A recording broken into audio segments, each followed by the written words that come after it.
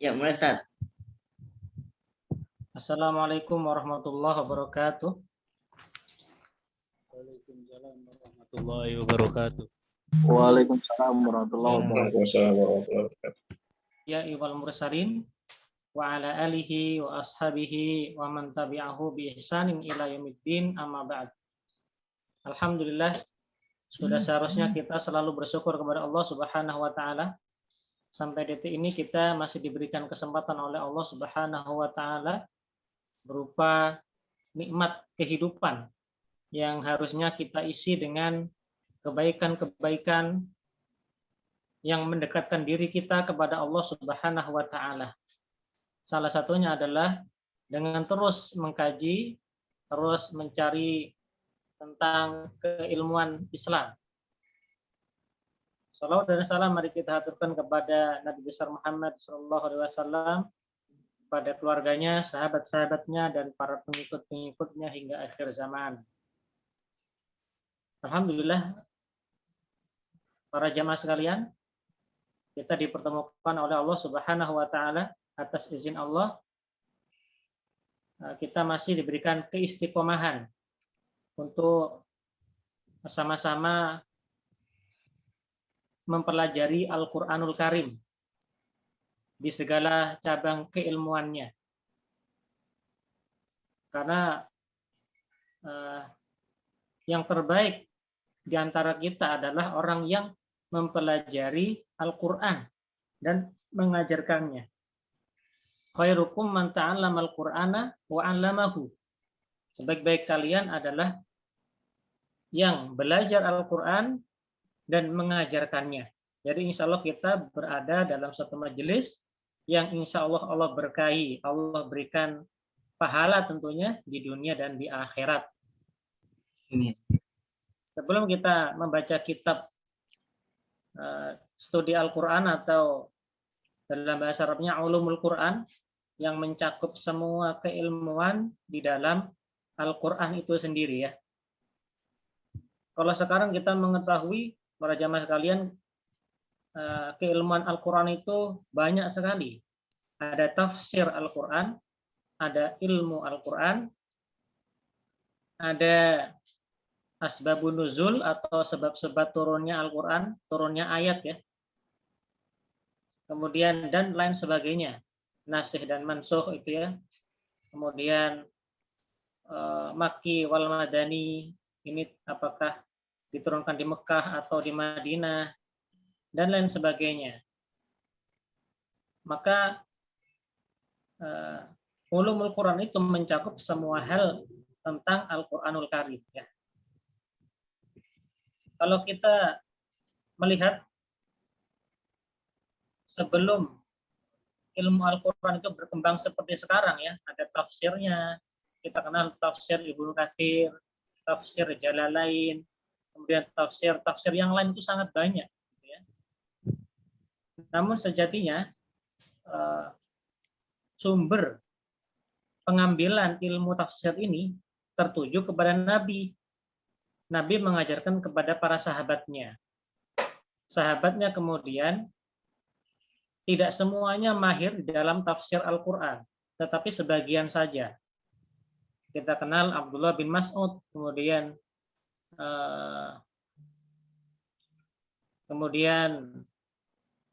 sahabat yang lainnya, ya seperti Ibnu Abbas dan lain sebagainya, itu yang fokus mempelajari Al-Quran dan betul-betul memahami itu setelah Nabi Muhammad SAW wafat, diteruskan oleh para sahabat, sebagian para sahabat tersebut yang kemudian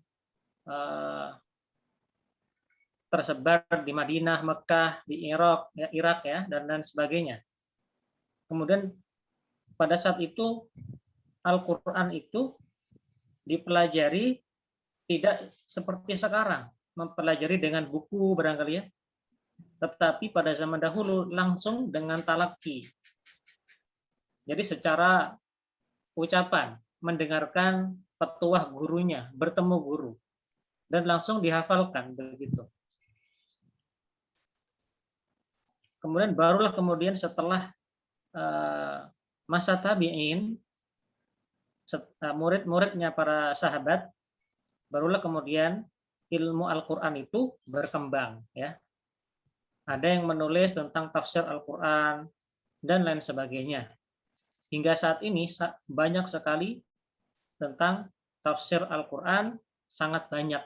Tetapi apa yang menjadi kitab rujukan dan sahabat rujukan atau ulama rujukan dalam tafsir Al-Qur'an yang memang itu betul-betul dari sabda Nabi.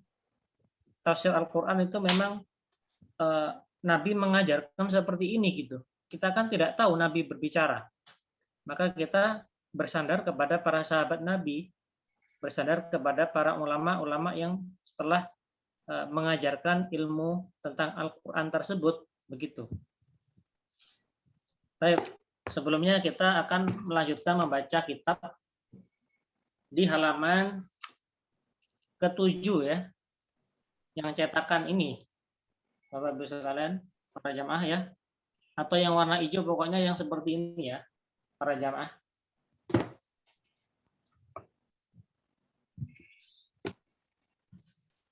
Bisa di share screen, Ustaz? Oh ya, baik.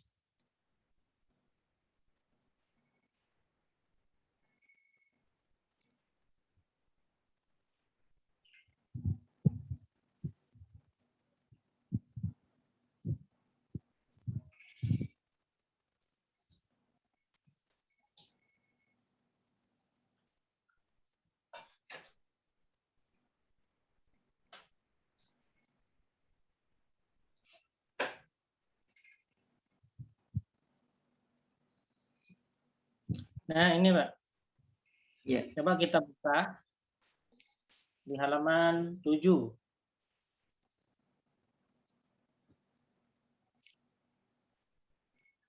Kita sudah sampai sini.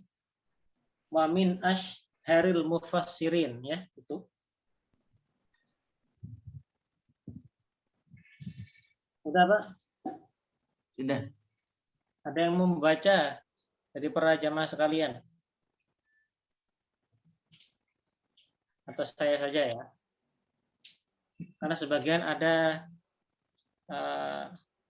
teman-teman yang belajar di sini dulu dan belajar bahasa Arab, tapi sebetulnya belum hadir. Ya, sekarang kita perhatikan ini, Pak.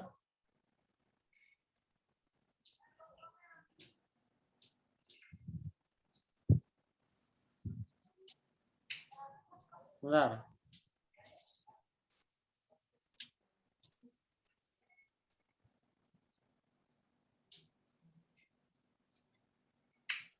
Bismillahirrahmanirrahim. Qala al-mu'allifu wa min asyharil mufassirina minas sahabati. Wa min asyharil mufassirin itu dan dari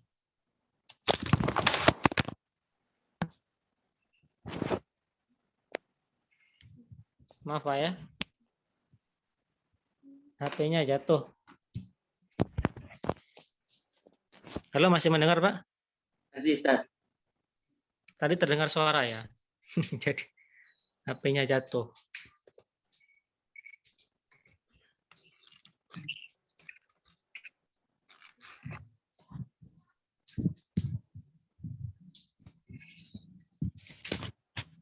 Wamin, sudah dengar ya? Wamin asharil mufassirin sahabah. Dan orang-orang atau para mufassir yang terkenal gitu ya Pak ya. Dari kalangan sahabat. Itu adalah gitu ya.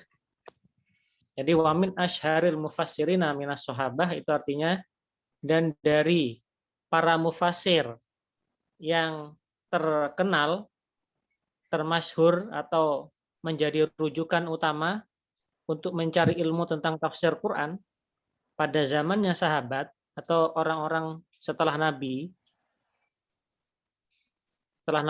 meninggal wafat, itu siapa saja? Rujukan utama mufassirin. Mufassir itu orang yang mentafsirkan. Orang yang mengkaji ayat-ayat Al-Quran berdasarkan hadis-hadis Nabi berdasarkan keilmuannya mengenai Al-Quran. Itu mufasir. Jadi tidak boleh kita tidak bisa apa-apa tiba-tiba mentafsirkan secara serampangan gitu ya. Siapa saja mereka yang dikenal para mufasir di kalangan sahabat? Al-Khulafaul Arba'ah. Al-Khulafaul Arba'ah itu ya 4 sahabat mulia khalifah setelah Nabi. Khulafaur Rasyidin. Siapa itu? Abu Bakar. Kemudian Umar bin Khattab, Utsman bin Affan, Ali bin Abi Thalib radhiyallahu anhum. Mereka itu para mufasir terkenal, termasyhur dan terpercaya yang mengetahui betul sabda Nabi, yang menjadi murid Nabi Muhammad SAW mengenai Al-Quran. Jadi kita ini sangat jauh mengerti Quran itu sangat jauh. Sedangkan Abu Bakar, Umar bin Khattab, kemudian Utsman bin Affan dan Ali bin Abi Thalib ini yang utama. Sahabat yang lain belajar Al-Quran kepada beliau ini, kepada para Khulafaur Rasyidin. Umar bin Khattab, kemudian Utsman bin Affan, Ali bin Abi Thalib, Abu Bakar, gitu ya. Itulah guru setelah Nabi Muhammad wafat, guru agama. Tentunya pada zaman dahulu, tentunya mereka pasti mencari Al-Quran karena ilmu pada saat itu turun ya Al-Qur'anul Karim, wahyu. Masih belum disebut ini akidah, ini fikih, ini sirah, ini usul fikih, belum ada. Jadi ayat saja turun dijelaskan, ada sabda Nabi dijelaskan itu. Jadi agama Islam ada 2 saja yang dipelajari ya. Pada intinya mempelajari, ingin memahami Al-Qur'an dan As-Sunnah atau hadis Nabi. Cuma caranya ada pakai cara usul fikih, ada cara ilmu hadis, ada cara macam-macam supaya lebih paham gitu, Pak. Karena bukan generasi emas kita ya. Generasi emas itu generasi sahabat. Tsummal ladzina yalunahu, tsummal ladzina yalunahu. Generasi yang paling baik itu ya disebutkan oleh sabda Nabi adalah generasi para sahabat ya yang bersama Nabi itu paling mulia. Semuanya itu di situ luar biasa ya, dari segi akhlak, dari segi sikap, dari segi ilmu, semuanya itu pasang. Kemudian tabiin, muridnya para sahabat. Kemudian muridnya tabiin. Nah, sampai situ saja yang disebutkan keemasan umat Islam itu. Setelah itu barulah turun-temurun sampai sekarang ini, di zaman sekarang yang penuh dengan fitnah itu, Pak ya. Kalau kita tidak berpegang teguh dengan keimanan kita bisa goyah ya. Kemudian siapa lagi dari para mufasir di para sahabat ini? Yang sahabat lain itu yang tidak mengerti, rujukannya adalah sahabat yang ngerti ini, Pak. Siapa itu? Selanjutnya Ibnu Mas'udin dan Ibnu Mas'ud. Jadi nama-nama sahabat yang perlu kita ketahui, hafal. Merupakan mufasir para sahabat. Mufasir di era sahabat. Ibnu Abbasin dan juga Abdullah ibn Abbas. Ini mufasir. Biasanya nanti tafsir diriwayatkan dari Ibnu Mas'ud, dari Ibnu Abbas gitu ya. Berarti dia betul-betul dari Nabi gitu ya. Sangat kuat. Kemudian Ubay bin Ka'ab. Ini nama sahabat. Ubay bin Ka'ab bin. Wa Zaid bin Thabitin. Zaid bin Thabit ini sangat terkenal karena menjadi sekretaris Nabi. Nabi memerintahkan para sahabat untuk menulis. Yang paling utama adalah Zaid bin Thabit karena selalu bersama beliau, bersama Nabi Muhammad SAW. Sampai-sampai nanti ketika zamannya Utsman bin Affan, Al-Quran itu kan dikumpulkan menjadi buku, mushaf namanya. Ditunjuklah ketua penulisan buku, ketua pengumpulan kitab Al-Quran tersebut, ketuanya adalah Zaid bin Thabit, ahli tulis-menulis, mengerti tentang bahasa Arab tentunya, paling paham ya, hafalannya kuat, peneliti, sehingga menjadi mushaf yang kita pegang itu ya, Al-Quran yang kita pegang di rumah itu kemudian dijadikan menjadi Rosam Utsmani.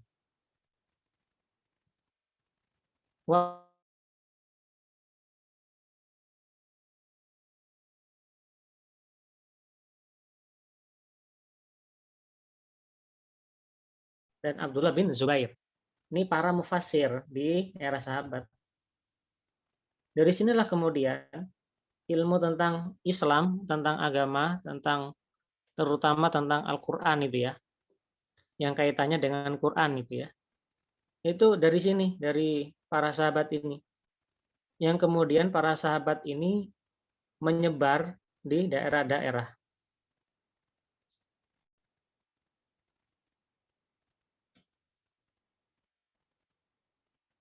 Tertutup ya.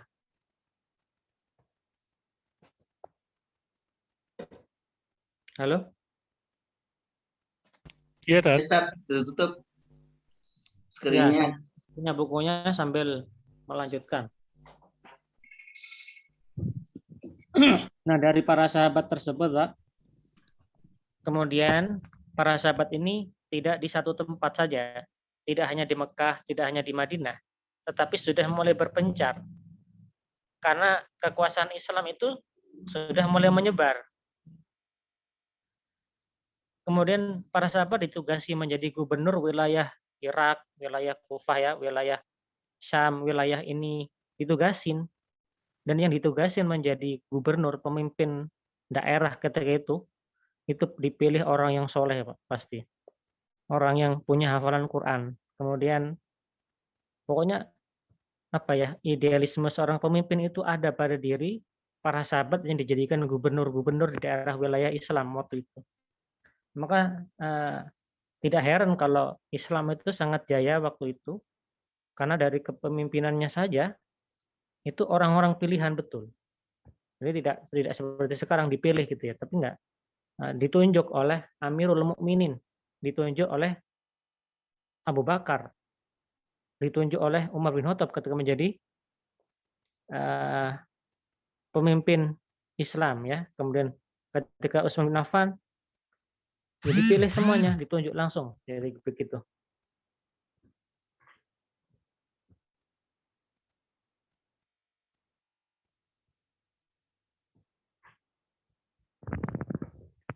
Saya share kembali.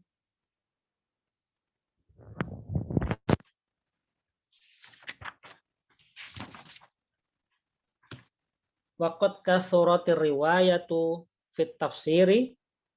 Nah, dan paling banyak ya, dan banyak riwayat dalam tafsir. Riwayat dalam tafsir itu adalah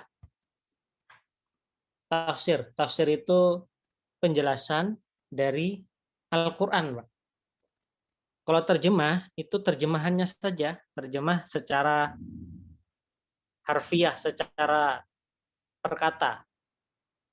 Tafsir lebih dalam lagi. Gitu ya, ditafsirkan. Oh, misalkan ini, misalkan as-sofat. Itu tafsirnya adalah malaikat-malaikat itu. Pas-sofa, tisofa misalkan. Kemudian ada hadis, disandarkan dari hadis misalkan tentang makna as-sofat, itu lebih banyak lagi itu tafsirnya. Sedangkan terjemah ya hanya menerjemahkan saja gitu kan.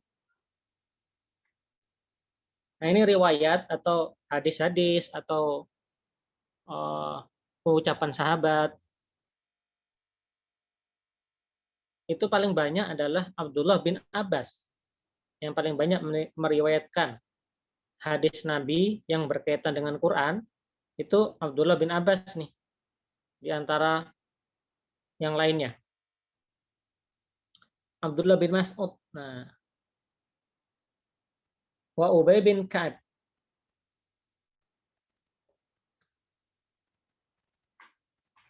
Wa ma ruwiya anhum la yatadammanu tafsiron kamilan lil Qur'an.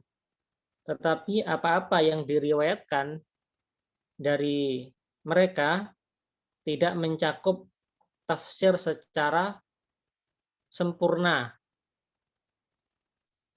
di dalam mentafsiri Quran.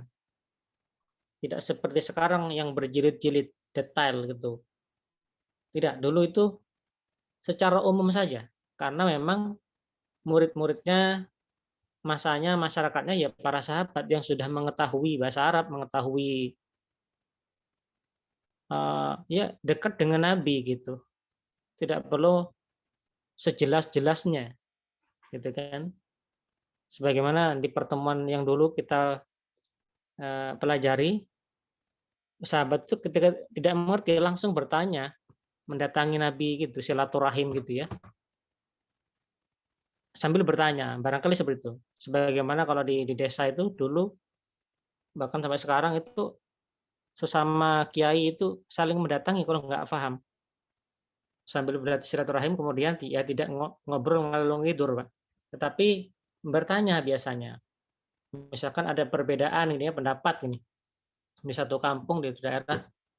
Jadi ustadznya ini kiainya saling mendatangi. Ini bagaimana? Oh ternyata ditunjukkan ini ada hadisnya, ini seperti ini gitu ya, supaya jelas. Begitulah sahabat dulu ketika terjadi perselisihan pun rujukannya kepada Nabi tentunya. Dan tidak menjadi perpecahan. Kita ingat sebagaimana yang ketika perang Badar misalkan, setelah perang Badar menang kaum muslimin atas izin Allah Subhanahu wa taala. Setelah itu pulang ke Madinah dengan membawa tawanan, Pak. Ya kan? Bingung kemudian kaum muslimin. Karena Nabi Muhammad belum ada ayat yang belum turun Al-Qur'an yang menghukumi tawanan ini bagaimana. Maka kemudian Rasulullah meminta pendapat para sahabat mengenai tawanan ini gimana? Apakah kita hukum mati, eksekusi mati, atau kita bagaimana menghukuminya? Jadi sebagian orang kufar Mekah ketika perang Badar kalah, mereka kabur, sebagian tertangkap. Nah, pendapat di sebagian sahabat itu mengatakan kita bunuh saja gitu ya. Kita eksekusi mati gitu kan. Sebagian yang lain mengatakan kita ambil sebagai tawanan dan kita ambil dari mereka tebusan. Barangkali mereka ini mendapatkan hidayah masuk Islam. Nah, jadi ada pendapat yang berbeda. Pendapat yang satu tersebut yang dibebaskan dengan membayar tebusan yaitu pendapat dari Abu Bakar, dan itu mayoritas. Abu Bakar dan mayoritas para sahabat menginginkan para tawanan ini untuk dibebaskan dengan tebusan. Nah, sedangkan pendapat yang para tawanan ini dieksekusi mati saja, karena mereka ini dulu membenci kita, membenci umat Islam gitu ya.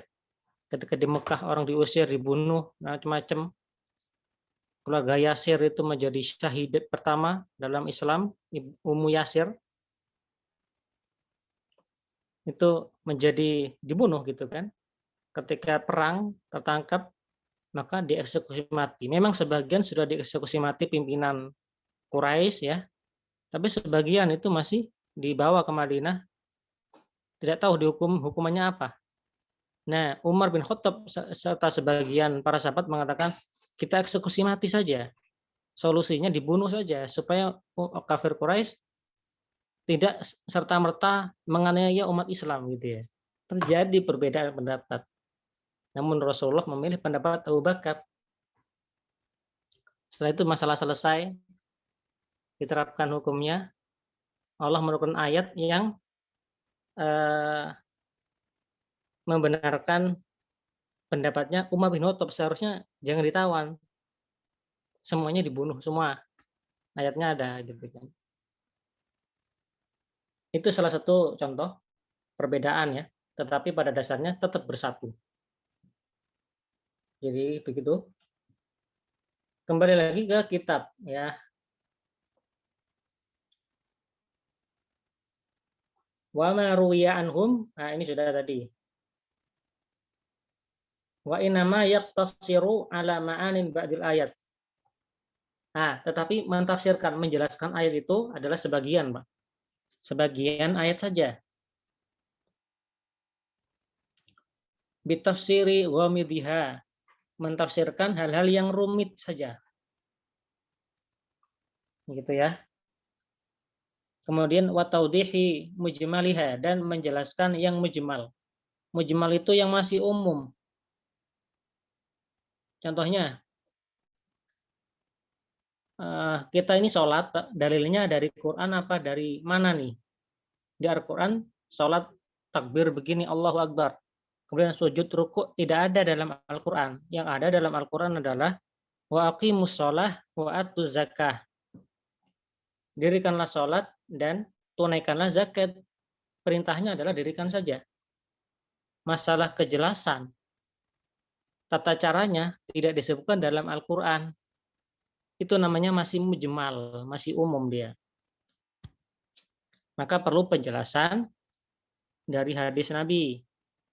Oh, ternyata sholat itu dalilnya adalah perilaku Nabi. Nabi itu juga melakukan, walaupun sudah seorang Nabi, tidak serta-merta tidak sholat. Sholat bahkan lebih rajin daripada yang lainnya. Karena contoh. Nabi mencontohkan dengan fi'liyahnya. Wudhu sholat dengan tata cara Nabi. Nabi langsung mencontohkan. Maka Nabi mengatakan, Sholu kama ra'aitumuni usolli. Sholatlah kalian seperti aku sholat. Nah, kita harus meniru sholatnya Nabi. Nah, amat tabi'un. Nah, sekarang nih dari kalangan dari kalangan tabi'un. Tabi'un itu muridnya sahabat yang tidak bertemu Nabi. Disebut tabi'un.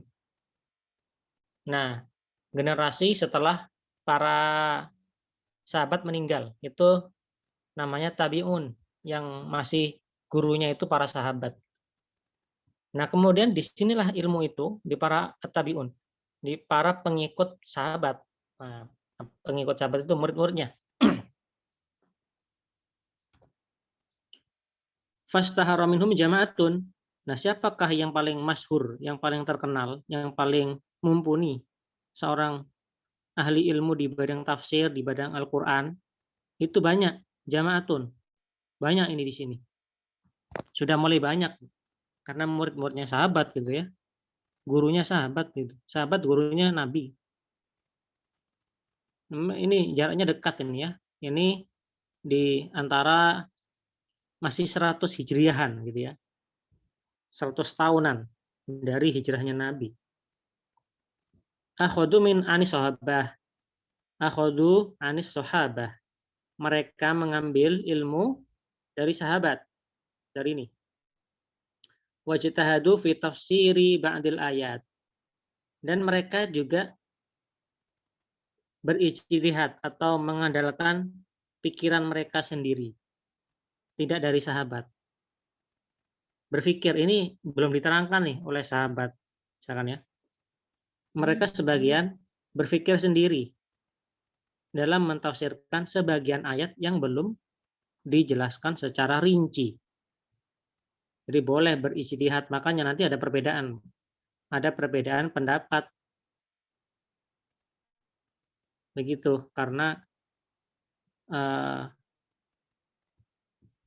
nanti di sini ada yang umum sifatnya.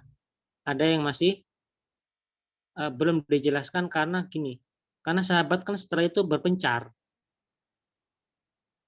Sangat sulit untuk bertemu. Bertemu kan harus berbulan-bulan bahkan ke kota-kota para sahabat yang mulia yang punya punya ilmu tentang tafsir gitu ya. Sebelum nyampe itu kadang meninggal, jadi tidak ketemu nih yang mau ditanyakan oleh seseorang yang belum paham itu gitu loh. Kalau sekarang sih gampang Pak sebetulnya. Oh, ada Ustadz A ini paham mengenai ini. Sebetulnya kalau kita mau belajar langsung saja pesan atau naik mobil gitu ya, langsung ke berguru bisa sebetulnya. Naik pesawat gitu ya. Tapi dengan kemudahan ini tentunya memang sudah menjadi zaman akhir, seakan-akan kita sulit gitu ya. Kalau sudah ada aplikasi HP, ada macam-macam, tapi itu tetap saja kita keilmuannya, bahkan bukan hanya kita, siapa saja yang sekolah pun, anak-anak atau siapapun ya, sudah tersedia semua, tapi tetap saja seperti itu.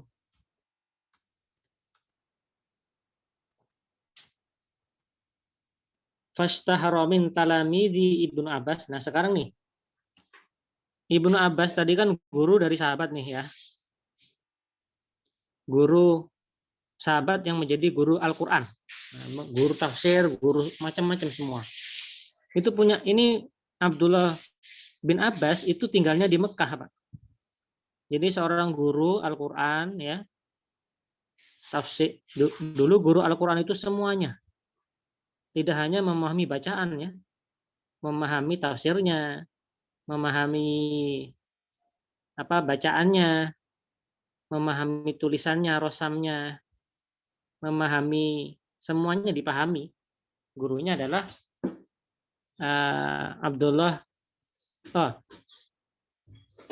Ibnu Abbas, Abdullah bin Abbas. Yang di Mekah.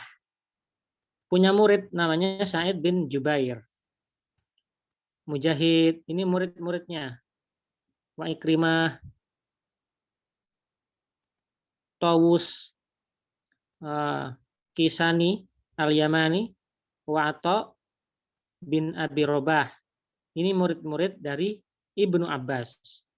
Guru mufasir di Mekah. Jadi dulu itu yang paling masyhur, tentunya para sahabat semuanya ngerti tentang Al-Quran, tetapi yang paling masyhur, yang dipercaya, yang memang fokus tidak kemana-mana, fokus saja setiap harinya itu bersama Nabi, menulis Al-Quran dari Nabi, pokoknya mengetahui betul dengan Nabi, yang paling dekat dengan Nabi dengan Al-Quran, itu yang mereka, para sahabat ini.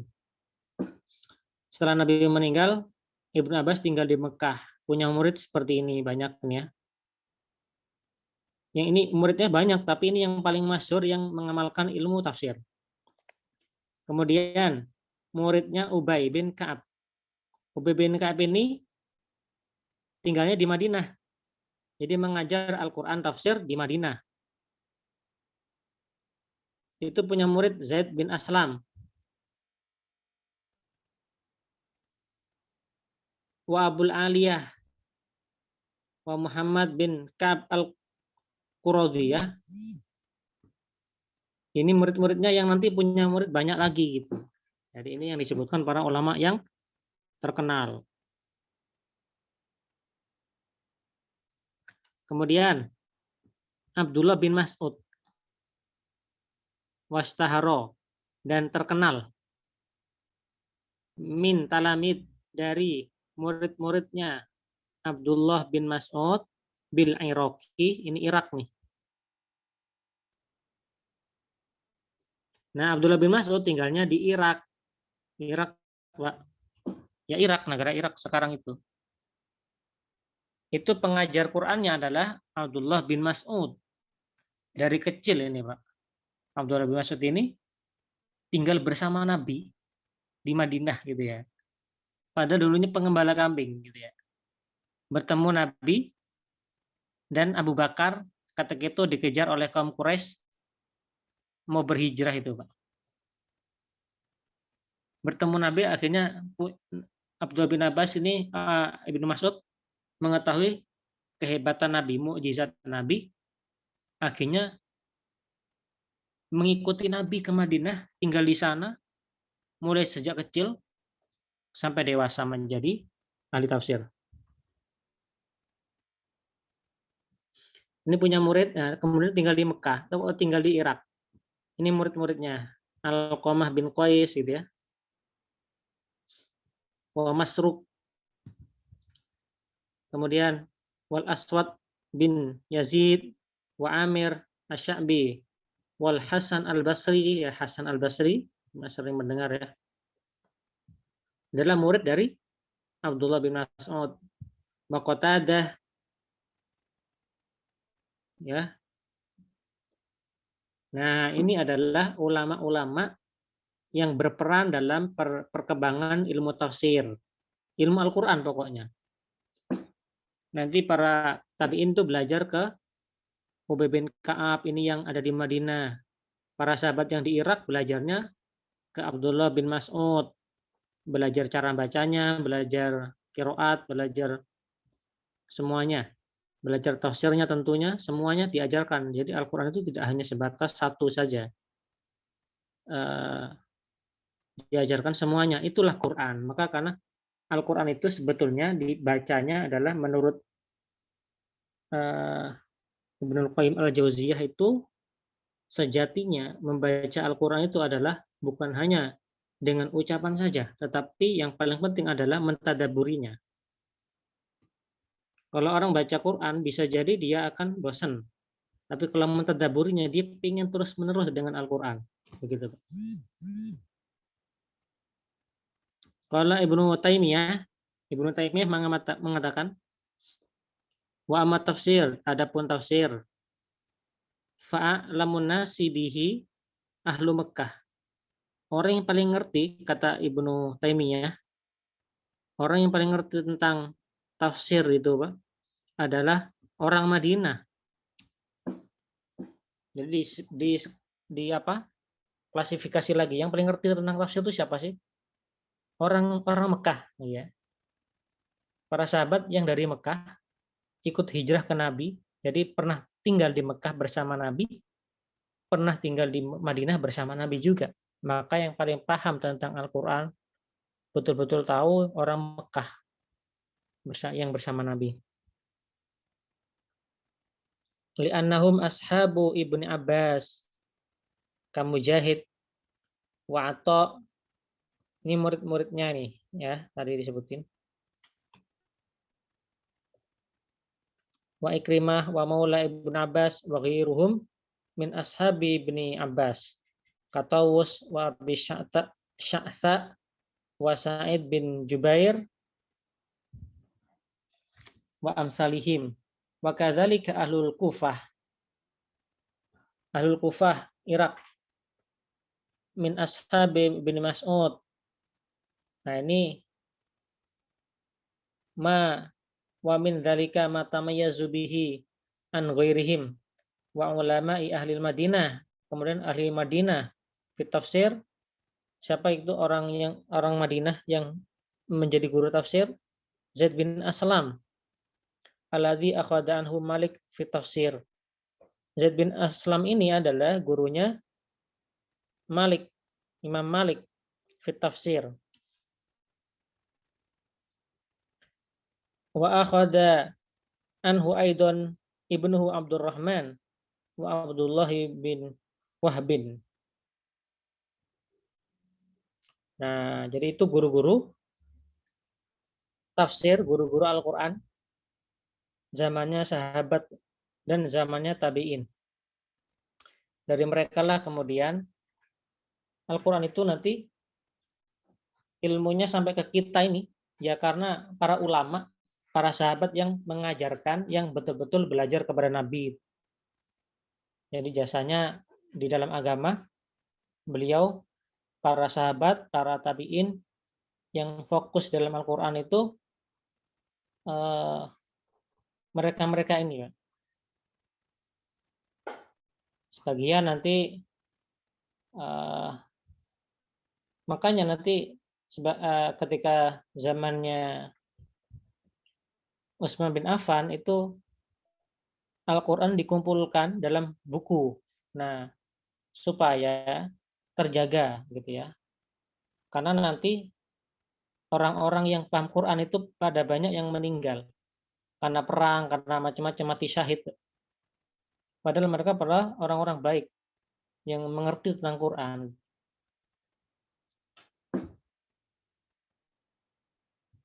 Lanjut Pak ya, masih mendengarkan? Masya Allah. Masih tak. Terus semangat Pak ya. Sambil minum kopi gitu Pak ya. Hujan-hujan di sini Pak. Nah, langsung kemudian di halaman 8 Pak. Ini 7 ini ya, kayak V. Nah, ini bahasa Arab. Ini 7. Kalau 8 dibalik saja gitu Pak ya. Tinggal balik.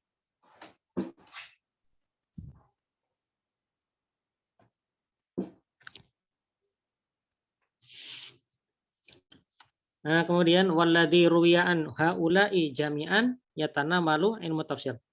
Nah, ilmunya apa saja gitu ya intinya.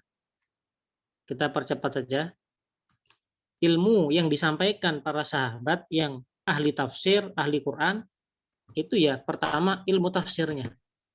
Kandungannya itu apa sih? Gitu kan. Karena kalau bacaan para sahabat ya tentu tahu karena orang Arab bisa baca Quran. Para sahabat bisa baca tentunya gitu ya. Ibaratkan hafal gitu kan. Hafal di luar kepala. Kalau kita lepas di luar kepala gitu ya. Begitu, Pak. Ilmu tafsirnya, Pak, nanti ya kan ada kajian-kajian tafsir, udah bisa dibuka di berbagai media, Pak, atau mengikuti taklim-taklim gitu ya. Wa ilmu ghoribil Quran. Ilmu gharib Al-Quran ya. Ada bacaannya, ada yang lainnya. Gharib itu yang aneh-aneh dalam Al-Quran. Wa ilmu asbabi nuzul, dan juga ilmu tentang sabab nuzulnya itu yang diterangkan oleh para sahabat. Makanya saya katakan tadi, ilmu Al-Quran itu tidak hanya membaca, tidak hanya mentafsiri saja, tapi semuanya tentang Al-Quran selebeluknya dibahas. Wa ilmu Makki wal Madani. Dan ini apakah ini turun di Mekah atau di Madinah? Wa ilmu nasikh wal mansukh. Dan ilmu tentang nasikh. Nasikh itu menghapus. Mansukh itu terhapus. Maksudnya adalah ada ayat yang dihapus.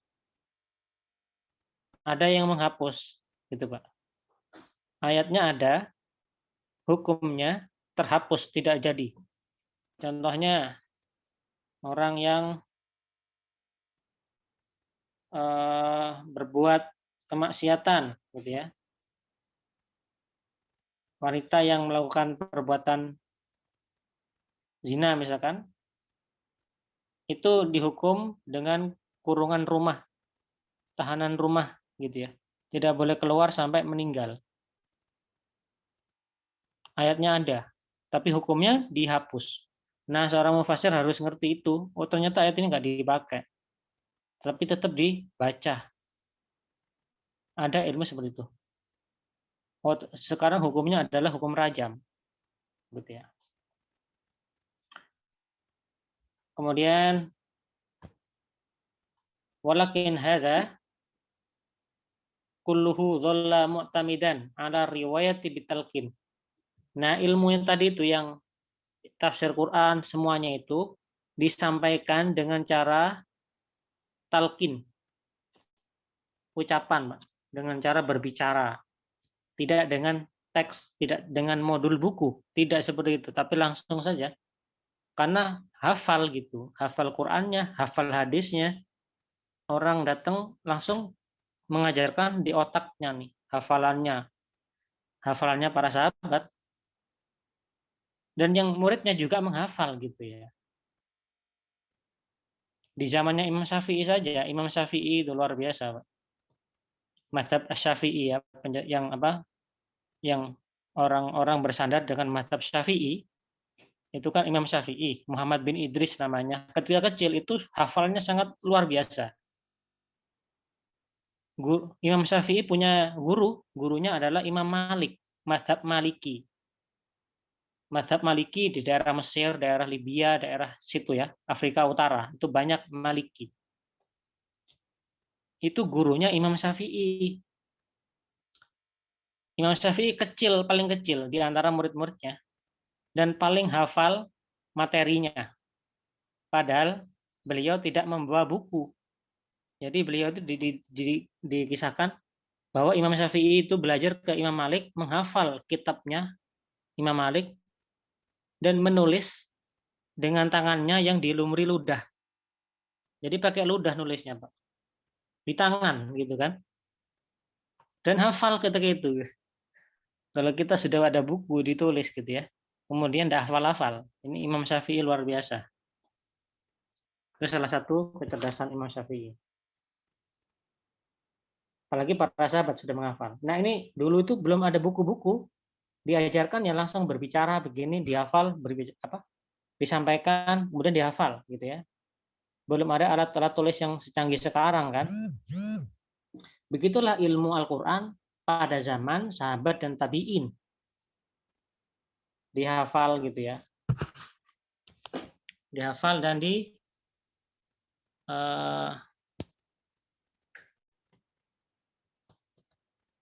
diajarkan begitu saja. Karena orang yang mengerti Al-Quran, yang mengerti ilmu, berkewajiban untuk menyampaikan begitu. Jadi sangat wajar kalau ilmu itu tersampaikan pada waktu itu secara serentak, karena memang anjuran ketika punya ilmu ya disampaikan begitu. Supaya agama Islam itu tidak menjadi rusak, menjadi tetap syirat dalam jalan yang lurus, syiratal mustaqim gitu ya. Makanya meninggalnya 1000 ahli ibadah itu lebih ringan daripada meninggalnya seorang ahli ilmu. Karena kalau ahli ibadah meninggal banyak, masih ada satu orang ahli ilmu masih bisa mengajarkan. Kalau ahli ibadah merajalela, tetapi seorang ulamanya nggak ada, nanti ngawur ibadahnya begitu.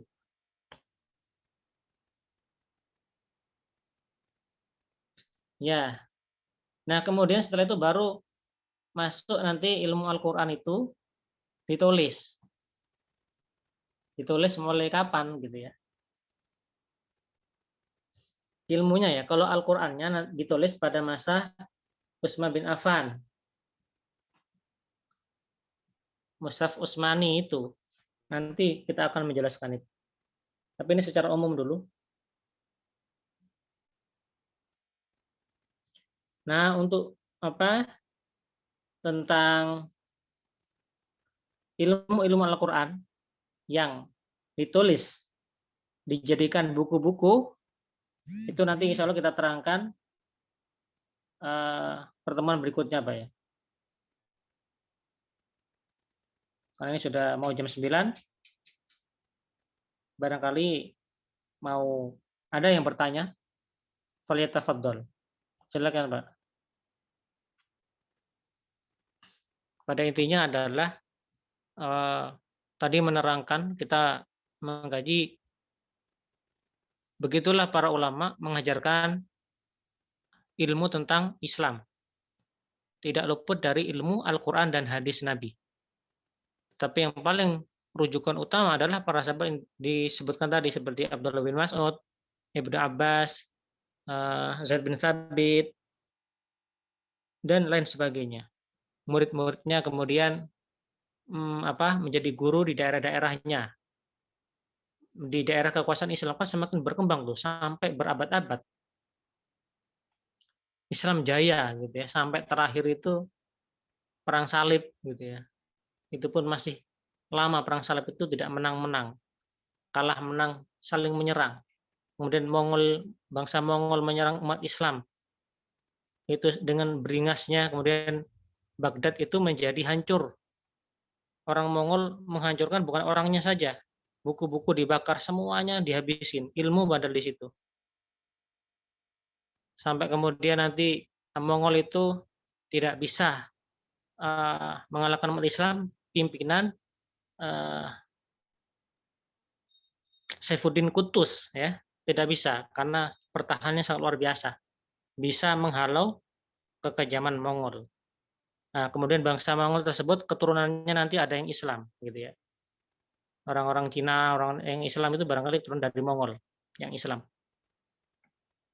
Begitulah sampai sekarang ini kita di zaman akhir, Pak. Itulah barangkali dari saya. Cukup sekian, kurang lebihnya mohon maaf Pak atas segala kekurangan dan semoga bermanfaat.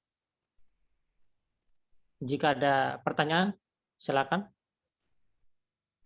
Saya tutup dulu. Wassalamualaikum warahmatullahi wabarakatuh. Waalaikumsalam warahmatullahi wabarakatuh. Assalamualaikum warahmatullahi wabarakatuh.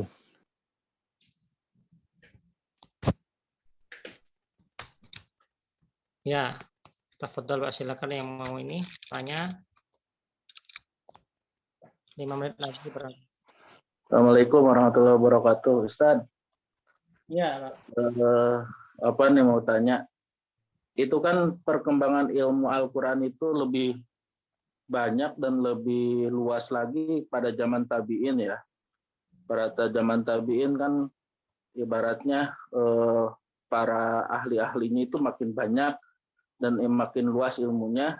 Nah itu ngambil sumber-sumbernya jadi berkembang ilmu-ilmu barunya itu caranya bagaimana gitu Ustaz? Ketemu dengan ilmu nahwunya gitu kan, ketemu dengan ilmu sorobnya gitu kan. Itu kan pada zaman-zaman Khalifah Utsman belum ada tuh kayak begitu gitu kan. Ya. Itu bagaimana cara pengembangan mendapatkan ilmunya seperti itu? Itu aja mungkin Ustaz. Assalamualaikum. Assalamualaikum warahmatullahi wabarakatuh. Waalaikumsalam warahmatullahi wabarakatuh.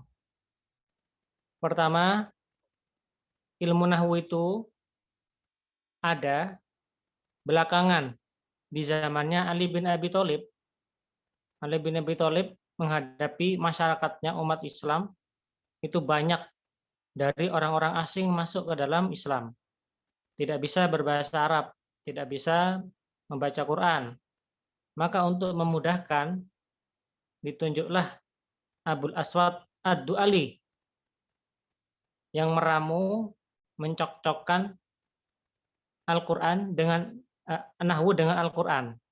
Disebut ilmu nahwu, qawaid an-nahwiyah.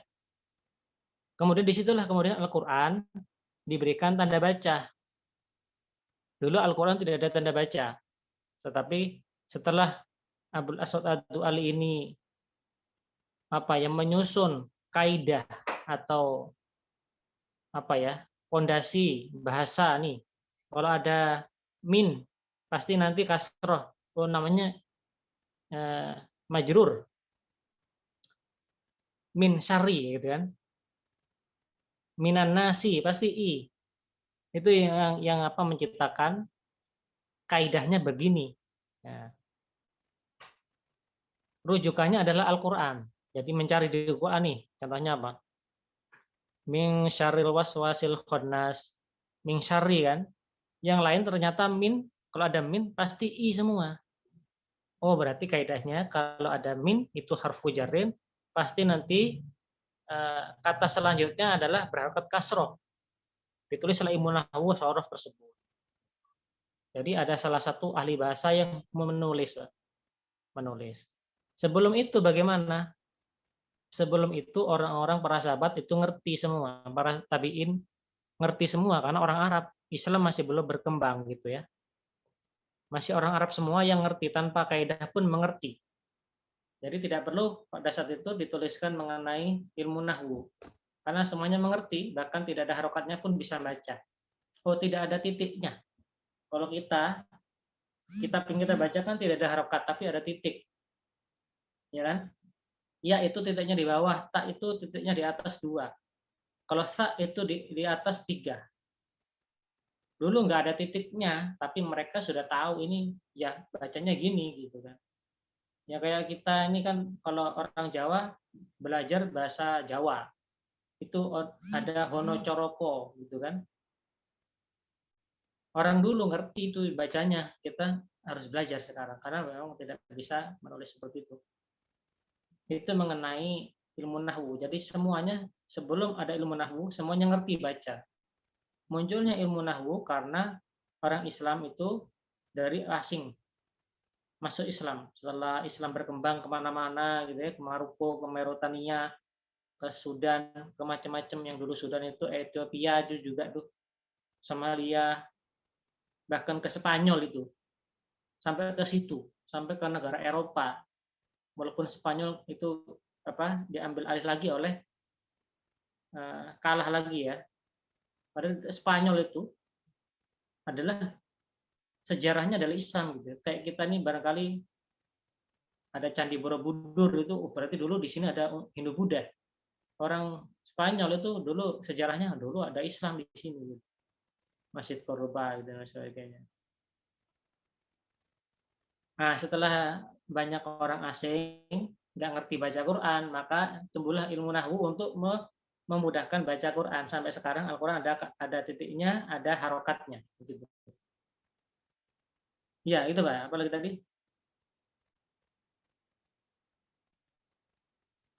Mengambil ilmu. Kalau ilmu tafsir Ustadz sama itu pengambilannya dari zaman para sahabat Khulafaur Rasyidin atau sesudahnya? Nah iya, jadi tafsir itu sejak awal sudah ada, Pak ya. Tetapi tidak dikumpulin dalam satu kitab. Tetapi langsung para sahabat menerangkan. Misalkan nih saya nih, sahabat. Misalkan saya Ibnu Abbas nih ya. Saya tidak menulis, tapi langsung teman-teman saya kumpul di sini bertanya. Saya langsung berbicara kepada murid-murid dari Nabi misalkan. An Rasulillah, dari Nabi begini. Tafsir ayat misalkan surat Al-An'am. Misalkan surat Ar-Rum deh, surat Romawi, negara Ar-Rum. Bizantium Romawi, kerajaan Romawi nih. Jadi kerajaan Romawi itu disebutkan dalam Al-Qur'an. Kenapa gitu. Nah, saya itu tidak bisa langsung mengajarkan kecuali dari Nabi. Misalkan saya Ibnu Abbas nih, jadi Ibnu Abbas mengajarkan dari Nabi. Qala Rasulullah, begini. Nah, itu mengambil tafsirnya sahabat seperti itu, belum ada buku. Nah, murid-muridnya ini menghafal semua, Pak. Menghafal ilmu tafsir melalui hadis-hadis, melalui riwayat. Tidak dari akalnya sendiri, tapi dari hadis nih, dari hadis. Dulu ya hadis namanya. Sama, tidak dibukukan tapi dihafal semua gitu kan. Sahabat Nabi lah yang mengajarkan. Hanya begitu saja. Dibaca ulang-ulang, ngerti sahabat itu. Tidak perlu menjelaskan. Tapi orang bertanya, sahabat yang bertanya, ini apa maksudnya wahai Abu Bakar, wahai Zaid bin Thabit, wahai Abdullah bin Mas'ud, aku tidak mengerti ayat ini. Engkau lebih mengerti karena engkau sejak kecil bersama Nabi sampai dewasa. Tolong ajari aku apa maksud ayat ini. Begitu. Tafsir dulu ya. Setelah itu baru punya murid-murid nih. Tadi kan diterangkan ada yang menyebar ke Irak, ada yang menyebar ke Madinah, di Mekah, di berbagai daerah itu ada ustadznya gitulah. Ada kiainya, ada sahabat yang masing-masing sahabat itu biasanya sekaligus menjadi gubernurnya tapi kebanyakan menjadi ulamanya ya. Di situ kemudian murid-muridnya banyak nih. Nah, setelah itulah murid-muridnya menulis buku tentang tafsir. Begitu. Mulai saat itu dikenal pulpen, dikenal kertas-kertas itu dan mudah dicetak. Pertama kali muncul tafsir At-Tabari yang mencakup kitab induk tafsir. Dari semuanya nih, dari Al-Fatihah sampai Anas itu mulai dituliskan di ketika itu Imam At-Tabari gitu ya. Murid-murid Imam At-Tabari menulis lagi. Murid-muridnya lagi menulis lagi. Sampai sekarang, sampai kita kenal tafsir Quraisy Shihab, tafsir Kementerian Agama, itu ya menulis ulang sebetulnya, tapi sebagian ada yang pakai logikanya. Begitu, Pak. Syukron Ustaz. Nah, sama-sama, Pak. Ya begitu kalau mengkaji Al-Quran ya. Ada lagi ya, Pak?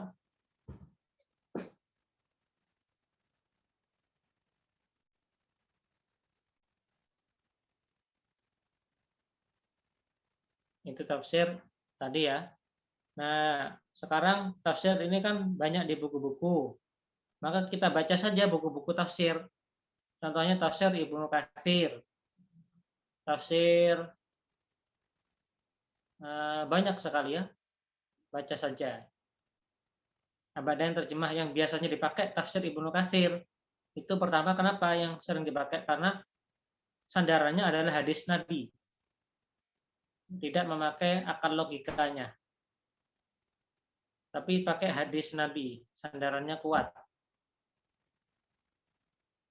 Begitu, Pak. Jadi kalau ada penafsir tapi dia tidak punya ilmu bahasa Arab, tidak punya ilmu yang lain, maka akan salah tafsirnya. Begitu, Pak. Jadi seperti itu. Ada lagi ya, Pak, yang mau tanyakan?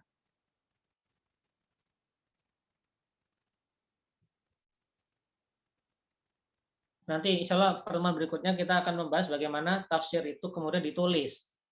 Ditulis dalam buku, kitab-kitab. Sehingga kita bisa buka nih. Ada tafsir Ibnu Katsir, tafsir At-Tabari, tafsir Jalalain ya, pernah dengar? Tafsir yang sekarang nih. Tafsir bahkan ada tafsir Nusantara, tafsir orang Indonesia ada, gitu ya. Tafsir Imam Nawawi Al-Bantani punya kitab tafsir, gitu ya. Ada Al-Ibris, kitab tafsir Jawa. Kalau orang Jawa itu belajarnya ini ngajinya, di kiainya tafsir orang Jawa yang menulis tapi bahasa Arab, Pak ya. Jadi ada tafsir ulama Indonesia memakai bahasa Arab, dijelaskan pakai Jawa. Ada juga yang bahasa Arab non-stop. Ada yang sekarang ya Indonesia, Quraisy Shihab, Buya Hamka, Al-Azhar, kemudian tafsir Hasbi As-Siddiqi, banyak. Orang Indonesia pun punya tafsir yang capable, insya Allah. Sekian Pak ya, ada lagi?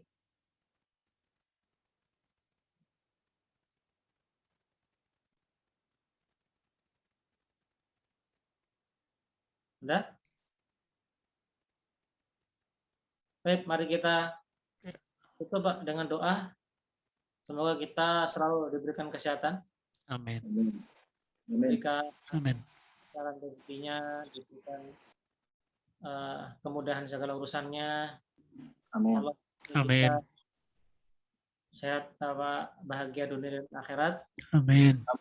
Nas'aluka salamatan fid din wa afiatan fil jasad wa ziyadatan fil ilmi wa barakatan fil Amin. rizq wa Amin. taufatan wa rahmatan indal maut wa maghfiratan ba'dal maut. Amin. Hawwin 'alaina fi sakaratil maut wa najatna minan nar. Rabbana atina fid dunya hasanah wa fil akhirati hasanah wa qina adzabannar. Subhanakallahumma wa bihamdika asyhadu an la ilaha illa anta Astaghfirullah wa atubu ilaik. Assalamualaikum warahmatullahi wabarakatuh. Waalaikumsalam warahmatullahi wabarakatuh. Waalaikumsalam warahmatullahi wabarakatuh.